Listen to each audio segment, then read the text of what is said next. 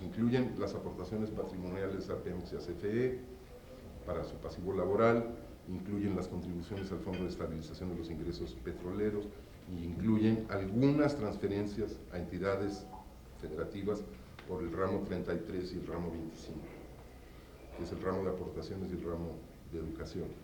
Entonces, digamos, en esta discusión que hay de a dónde se ha ido el gasto, que sea gasto corriente, qué sé yo, pues hay un poco de verdad de los dos lados, ¿no? O sea, no ha aumentado la inversión pública, de hecho se ha reducido considerablemente, pero tampoco ha aumentado el gasto corriente. O sea, lo que tenemos es una recomposición de las finanzas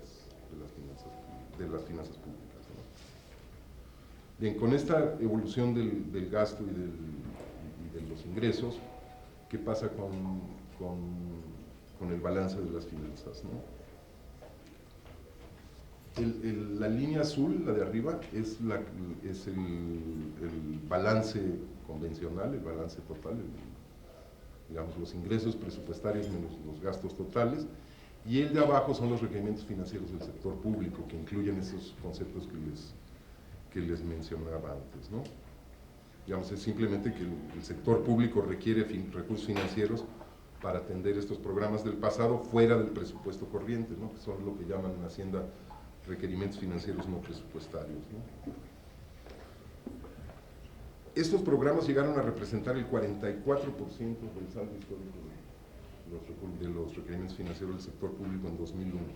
Bajó al 20% en 2009 y ahora solo representan el 11%. Y por eso cada vez más el déficit convencional se parece a los requerimientos financieros del sector público, ¿no? Entonces, atender esos requerimientos pues, implica contratar más deuda que la que definen el ingreso y el gasto corriente.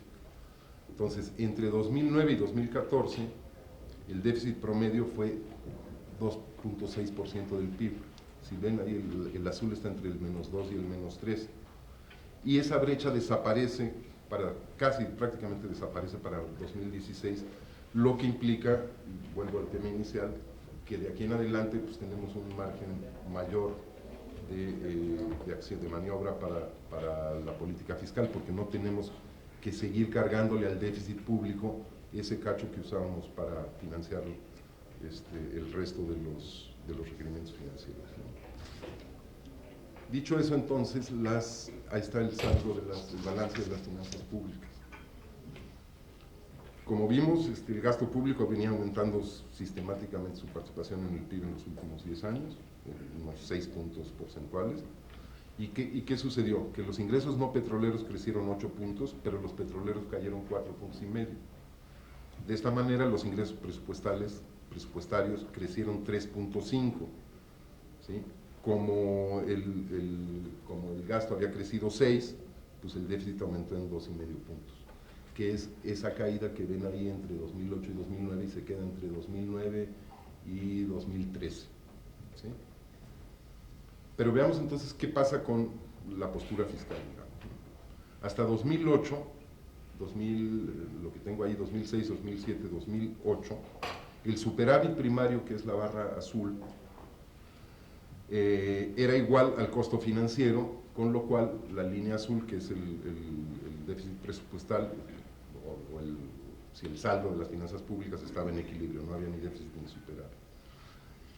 A partir de 2009, ¿sí? En respuesta a la crisis, desaparece el superávit primario en 2009, ya no aparece la rayita, se convierte en una rayita la barra azul, y a partir de 2009 y a partir de 2010 se convierte en déficit. Entonces, entre 2010 y 2012, los últimos 3 años del sexenio anterior, tenemos un déficit de entre 2 y 3% del PIB, lo que se traduce, como habíamos visto, en requerimientos financieros del sector público de entre 3 y 4, ¿no? Pero es muy interesante notar que en estos años, 2011 y 2010, 2011 y 2012, el coeficiente de endeudamiento a PIB prácticamente no crece. ¿Y por qué no crece? Porque en ese periodo, en parte gracias a esa política fiscal, el PIB creció también a tasas entre el 4 y el 5% anual. ¿Sí? Si se acuerdan, son los últimos 3 años del sexenio Calderón, pues el PIB creció 4 o 5% anual. Entonces, aunque nos endeudamos, el coeficiente entre deuda y PIB no creció. ¿Qué pasó en esta administración, a mi juicio? Pues que la estrategia grosso modo se mantuvo en 2013, pero el PIB no creció. O sea, si se fijan, el déficit, el balance total, ¿sí?, en 2013 se mantiene. No crece la economía y en 2014, 2015 se aumenta el déficit primario, aumenta el déficit total, ¿sí?, y la economía no responde. Esa es la diferencia fundamental, creo yo, entre los últimos 3 años entre los últimos 3 años de la administración anterior y los primeros 3 de esta administración, ¿no? O sea, frente a la caída del petróleo, del precio del petróleo y el bajo crecimiento, pues nos fuimos con una política fiscal mucho más agresiva en 2014 y 2015, esperando que sucediera algo similar a lo de 2010, 11, 12, pero la economía no reaccionó y el coeficiente de endeudamiento creció, y aquí es cuando se vuelve tema nacional. ¿Por qué no respondió la economía nacional? No sé, yo sospecho que tiene que ver con lo que vimos antes de la composición del gasto de capital, que la inversión pública se va en picada y buena parte de ese gasto se va a los famosos otros gastos de capital. Ahora, en 2016, si se fijan, el déficit primario prácticamente desaparece, ¿sí? Ya lo que tenemos es